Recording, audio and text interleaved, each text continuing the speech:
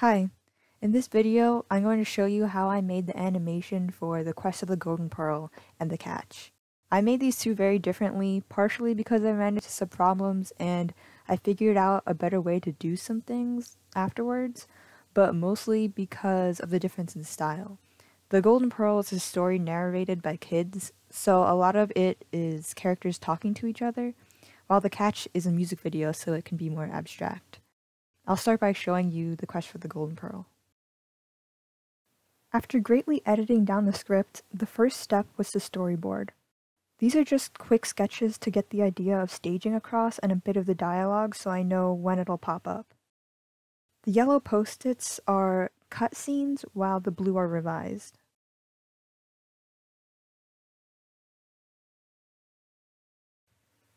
Here I'm drawing the titular Golden Pearl in Photoshop. I wanted to use Photoshop because I wanted it to be textured so it resembled the original drawings, which you can see on the left. Photoshop has a bunch of brushes, and I find everything relatively easy to manipulate. Here I was struggling with the pearl, so I used one of my many references I saved on Pinterest. The two important things to remember are to set the canvas to the same size as the screen, so 1920 by 1080, and to put everything on different layers so they can be moved around separately later when I'm animating.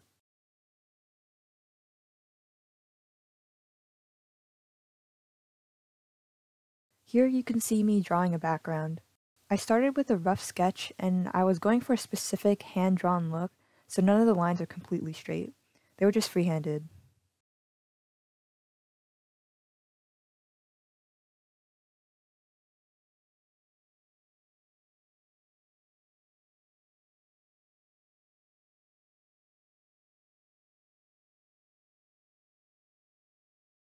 I just picked a random color here. Usually when I color it in, it doesn't matter what it is initially because I'm going to change and adjust them later so I can see what comes together best as a whole.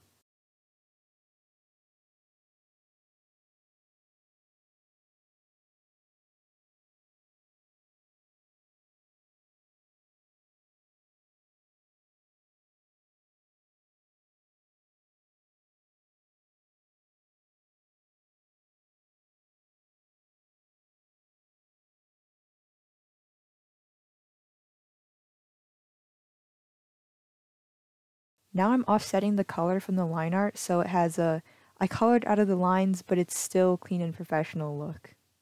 You can only see this style at the beginning and end because when they're on different planets throughout their adventure, it has a different look.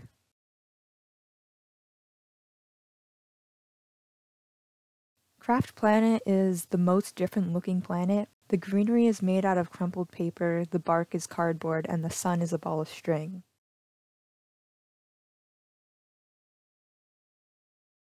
I adjusted the paper to be green and used a clipping mask to erase it so I could easily add more if I erased too much. It's also important to adjust the colors so the trees in the background look further away. Just counting main characters, there were a total of 10 of them in this story. Luckily, they were all pretty similar in terms of how they were built. After designing the first character, I used that as a base for all the other characters. Here I'm turning Ghosty into Snuggles. Notice how all the limbs are on separate layers so I can animate them. I even have a straight arm version and a separate bent arm.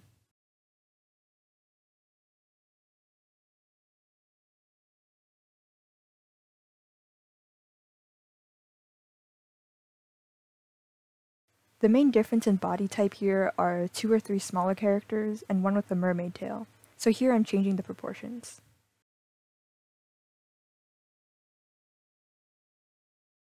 When importing assets from Photoshop to After Effects, you can just import the Photoshop file, you don't need to export it.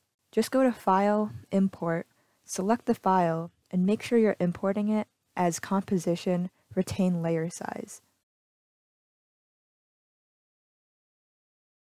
Then you need to parent certain layers together so they move as a group. For example, you parent the arm to the body so that if you move the body, everything moves, but the arm can still move independently. It's also important to move the anchor point so it rotates from the right point. The arm's anchor point, for example, is the shoulder.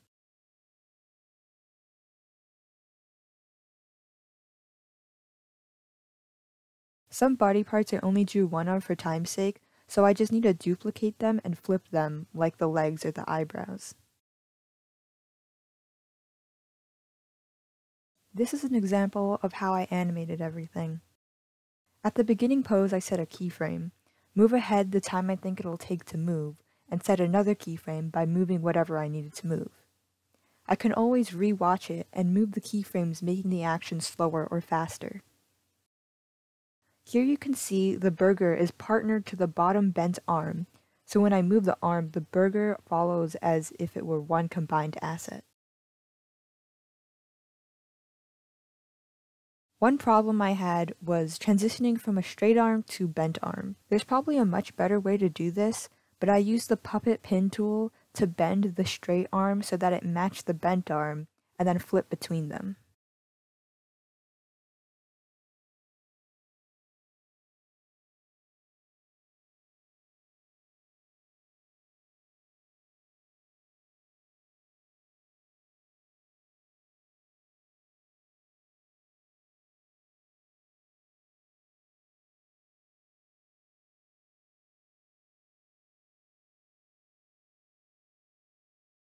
Another important thing when animating is easing.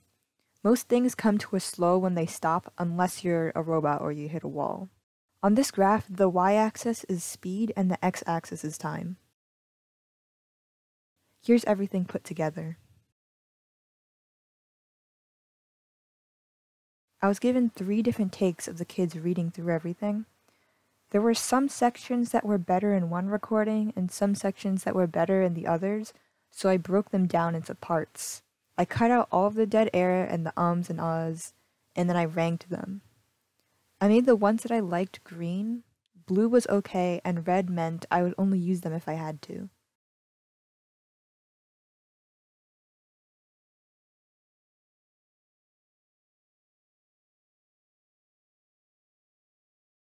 Here you can see all of the clips color-coded.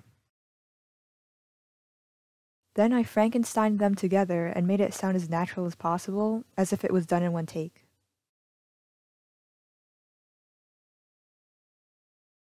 After finishing the Golden Pearl, I had some time to look into some After Effects plugins. 2 that caught my attention that were also free were Duke Basil and Bendy Nulls. This is how I animate usually.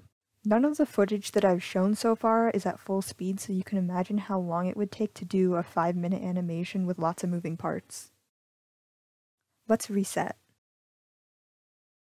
You can find Duke Basil under Window. Under Rigging and Create Structures, you can find different body parts you can make a rig for. Here we're using arm. It then makes the different parts of an arm: the arm, forearm, hand, and arm tip. I'll delete the hand since this character doesn't have separate paws. Then I'll line the parts of the arm up with the characters. Then I'll parent the arm to the structures I just made. After selecting the structures, click Auto Rig and it'll make a controller which you can use to animate. In the controller, go to Positions, set a keyframe, move ahead. And now, as you can see, with one movement, I can move both the arm and forearm at the same time. It takes extra time to set up, but afterwards it's so much faster, it's really easy to manipulate. The problem is, Duik only works on segmented body parts. Bendy Nulls, as the name implies, bends a single asset. Bendy Nulls can also be found under Window, but I would recommend searching for it in Effects and Presets and dragging it to your asset. All you need to do is set the start and end points. Make sure it ends slightly past the tip of the asset, otherwise it'll get cut off. Then set your keyframe with the bend stopwatch, move forward, and change the bend amount.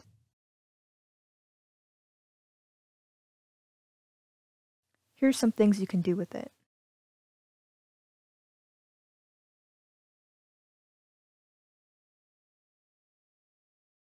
Like I said last time, the first step is storyboarding, but this time I added an extra step by making an animatic or a rough animated storyboard with sound to test out the timing.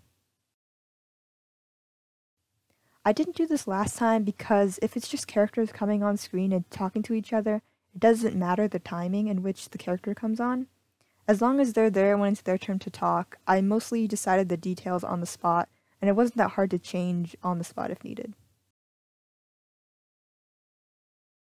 In comparison, I wanted to know what the character batting would look like before I did it, because there are a lot of moving parts and it would take a long time to redo if I decided I didn't like how it turned out.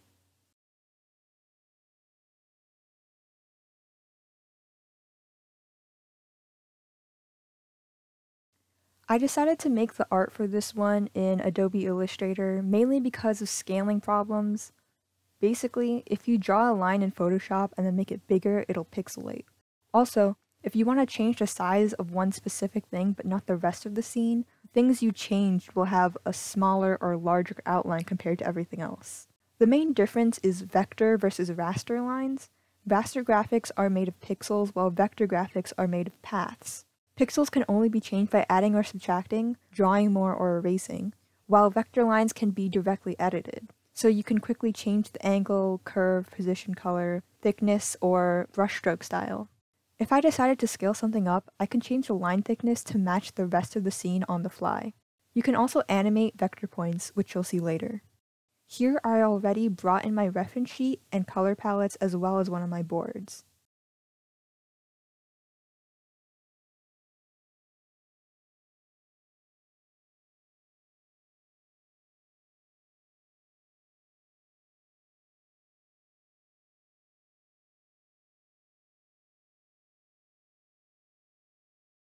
Right now I have them in groups, the hat and the fingers, but if I wanted to move the fingers separately, I need to separate them.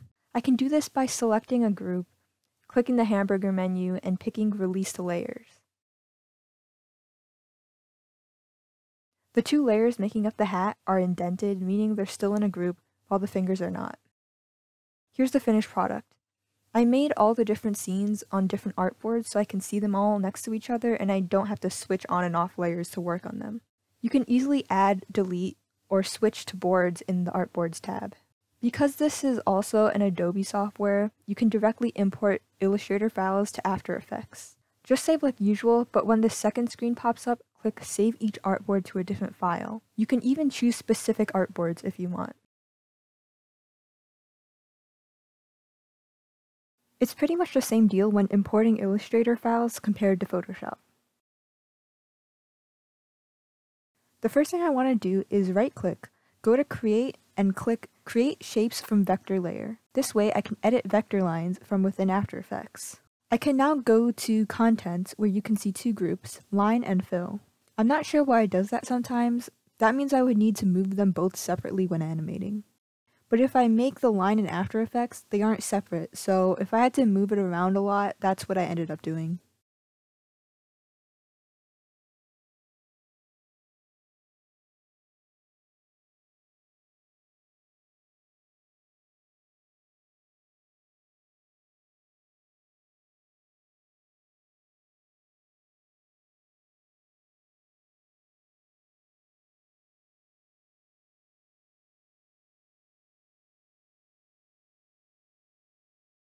When I'm animating, the first thing is to bring in the animatic and assets I made in Illustrator.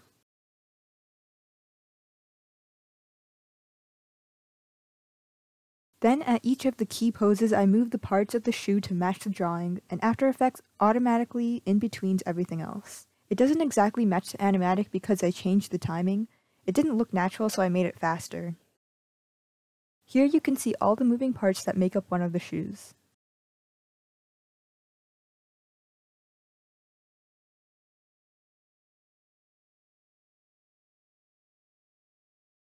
I added some effects like light and shadow on top of everything to make it look coherent, as well as a lens flare in some shots. After the lighting and effects, you're ready to export. Personally, I usually focus on hand-drawn animation. It's what I learned in school, rather than cutout or vector animation. So I'm sure there's a better way to do these things, but that's just how I ended up doing them. Different animation styles are often used on different projects based on its needs.